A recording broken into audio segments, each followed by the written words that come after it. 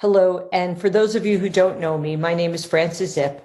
I am the 2020 chair of the ISPE Board of Directors. I'm one of the original founding members, along with my colleague Lou Schmuckler, of GPLMF, which years ago was called ILF. I'm a member of the GPLMF Steering Committee, and in my day job, I'm the president and CEO of Lockman Consultant Services. I now have the great honor and pleasure on behalf of GPLMF to welcome Dr. Stephen Hahn. Dr. Hahn was sworn in as the 24th Commissioner of Food and Drugs on December 17, 2019. Dr. Hahn is a dedicated clinician, having trained in both medical oncology and radiation oncology. In his previous leadership roles, he has always carefully balanced executive management with clinical time in order to continue to serve oncology patients, his true passion. Prior to joining FDA, Dr. Hahn served as the chief medical executive at the University of Texas MD Anderson Cancer Center. Before joining MD Anderson, he served as the chair of the Radiation Oncology Department at the University of Pennsylvania's Perelman School of Medicine from 2005 to 2014. Dr. Hahn earned the rank of commander in the U.S. Public Health Service Commissioned Corps while at the National Institute of Health's National Cancer Institute, where he also completed a fellowship in medical oncology and a residency in radiation oncology. He also has completed a residency in internal medicine at the University of California, San Francisco. So again, it is my honor and pleasure on behalf of GPLMF to welcome Dr. Hahn. Thank you. Good morning. I'm delighted to participate in this Global Pharmaceutical Manufacturing Leadership Forum, and I want to thank the International Society for Pharmaceutical Engineering, ISPE, for inviting me. The topic I was asked to speak on today, Lessons Learned from COVID, underscores the twofold approach we must embrace in responding to this pandemic, working to overcome the challenges posed by this disease as we encounter them, but also using what we learn to be better prepared for future crises. This dual strategy is at the core of the FDA's work and mission. It's been about 8 months since the United States became immersed in the public health emergency triggered by the SARS-CoV-2 virus. For many in other parts of the world, it's been even longer. In that time, the virus has disrupted families and communities, upended businesses, and caused many personal tragedies. We've responded by altering behaviors and increasing our understanding of the disease. Though our understanding of this virus is still far from complete, we are far more aware of its unique dangers and challenges. That awareness, combined with changes in activity and supplemented by our ongoing research, exploration, and discovery, represent important pieces of the puzzle that we are working to solve to defeat this disease and return to something closer to normalcy. The FDA is uniquely suited to the role of putting those pieces together. As an agency dedicated to the mission of protecting and promoting the public health, we are committed to supporting the research necessary to find answers and to ensure that the public knows what we know about this disease and how we are working to conquer it. The 17,000 plus FDA employees have demonstrated extraordinary diligence, knowledge, and commitment in their response to this pandemic. They have worked around the clock in an effort that has involved an approximate doubling of the agency's workload to solve problems involving some of the most challenging public health issues we've faced in over a century. They've helped facilitate alternative testing strategies to address supply shortages, augment increases in personal protective equipment, ventilators, and other essential medical devices, ensure continued access to necessary medical products, counter the sale of fraudulent products, and support the development of therapeutic products and vaccines. And even as they have responded to the pandemic, our centers and offices have continued to fulfill the agency's regular mission-critical responsibilities, from the approval and clearance of medical devices to the approval of safe and effective new drugs and biological products, to maintaining our high standards of food safety and to ensuring our continuing oversight of tobacco products, including e-cigarettes. And that's just the beginning. While the SARS-CoV-2 virus poses unprecedented threats and comes with a steep learning curve, it doesn't mean that we're starting from scratch. An essential strength of the FDA, as I mentioned, is our ability to be proactive in our response to a public emergency. We are uniquely equipped to respond to a crisis. This includes having the necessary tools.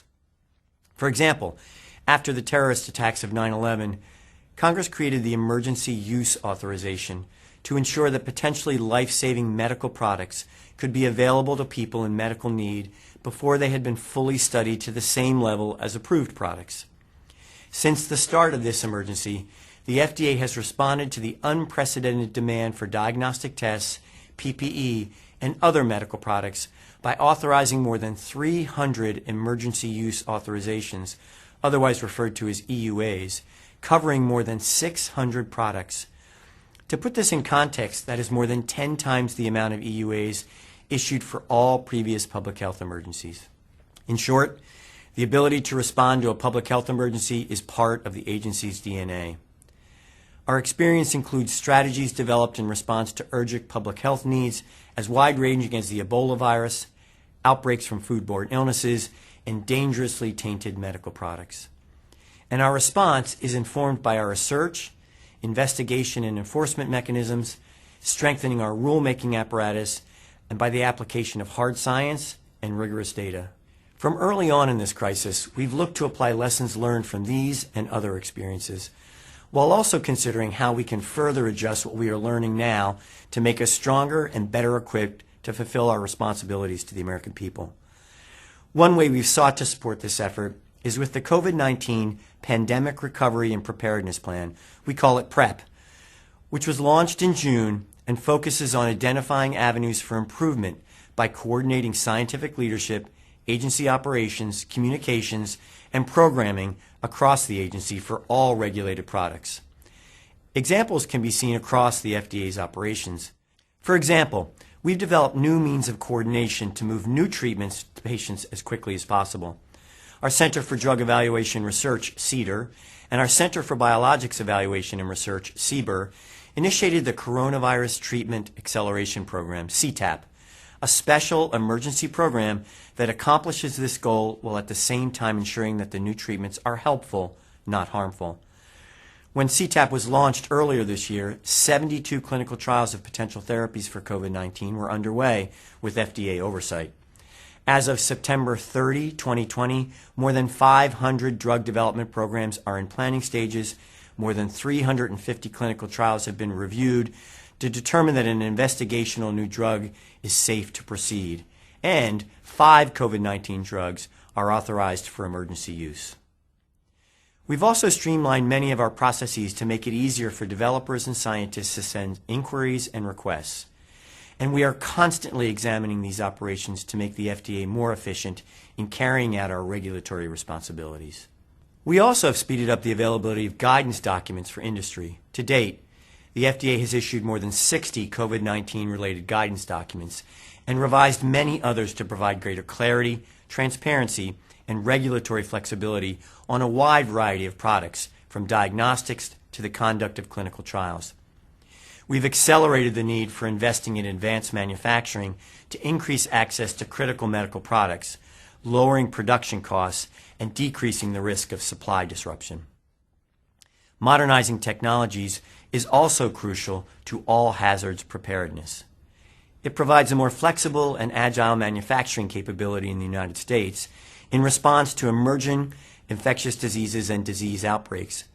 One way we are facilitating the adoption of advanced manufacturing technologies is by working with international partners on guidelines for continuous manufacturing as part of the International Council for Harmonization's Q13 proposal, which will further inform the agency's policy and guidance on advanced manufacturing. We've also taken a fresh look at how clinical trials can be designed and conducted. Early on in the crisis, the FDA, National Institutes of Health, and industry worked together to facilitate the implementation of a master protocol that can be used in multiple clinical trials and that allows for the study of more than one promising new drug for COVID-19 at a time. and we have used expanded access to meet the needs of patients who are not eligible, who are unable to participate in randomized clinical trials. We've issued guidance to investigators on addressing ways to adapt clinical trials during the pandemic, including recommendations on the use of virtual visits and methods for secure delivery of investigational products. And we've expanded the data we evaluate in our review of medical products. For example, the availability of digital health data holds promise to inform product development for COVID-19. Clinical data collected outside of traditional clinical trials, or real-world data, can help accelerate FDA's understanding of how COVID-19 is affecting patients and help FDA advise product developers on how to optimize the design of clinical trials. Moreover, evaluation of real-world data has the potential to provide a wealth of rapid, actionable information to better understand disease symptoms, describe and measure immunity, and use available medical product supplies to help mitigate potential shortages. These data can also inform ongoing work to evaluate potential therapies, vaccines, or diagnostics for COVID-19. The more experience we have with real-world data, the more confidence we will have in using it for product decisions. The COVID-19 Evidence Accelerator, run by the Reagan-Udall Foundation and Friends of Cancer Research, and with robust participation from FDA, has become a great example of how a large group of stakeholders can come together to advance the science of real-world data and its use in responding to the pandemic.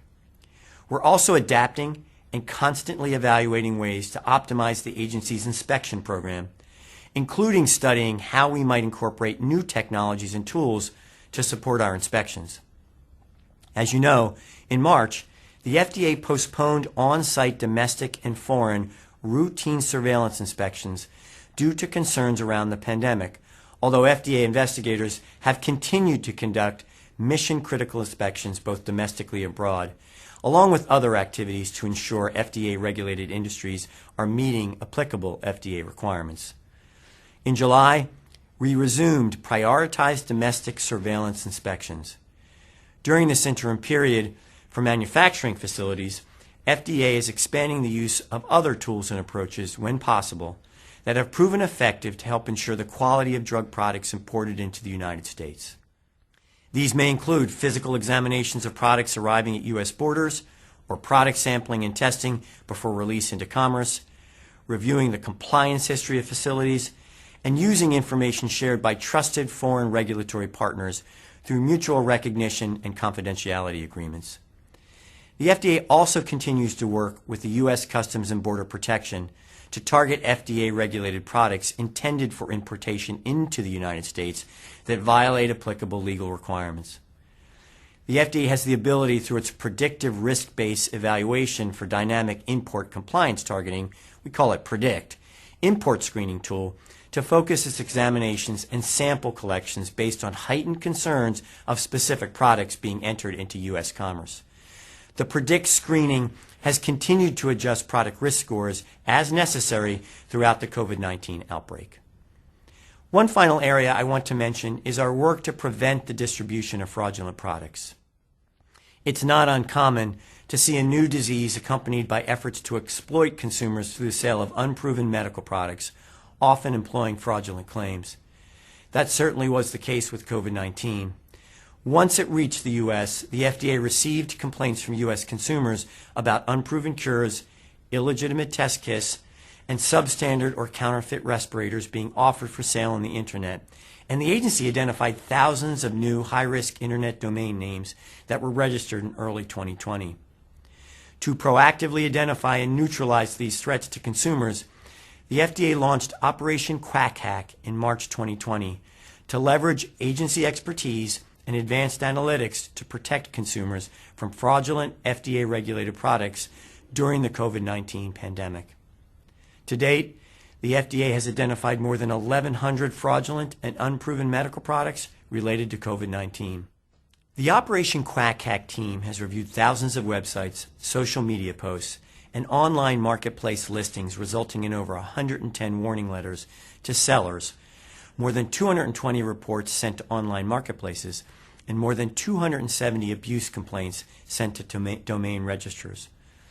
Operation Quack Hack initiatives have led domain registrars and online marketplaces to review and take down numerous websites or listings illegally selling unproven medical products. What I've outlined for you today is just a sampling of some of the ways we are using what we have learned to respond to this and future public health crises. I am hopeful that we will be able to look back on these trying days with a valuable perspective and useful knowledge from lessons learned. In closing, I want to underscore one final point about the FDA and our pandemic response. In culling the knowledge we have learned from this and previous public health crises, one aspect of the FDA's work always remains constant: our unwavering commitment to good science and rigorous data. It is essential that the American public and the world have complete confidence in the products we regulate. Speed in reviewing them is important, but so are safety, accuracy, and effectiveness. We will continue to search for answers, develop strategies and solutions, and apply lessons learned to future actions. And in every case, facts and data will provide the underpinning of our actions. Thank you.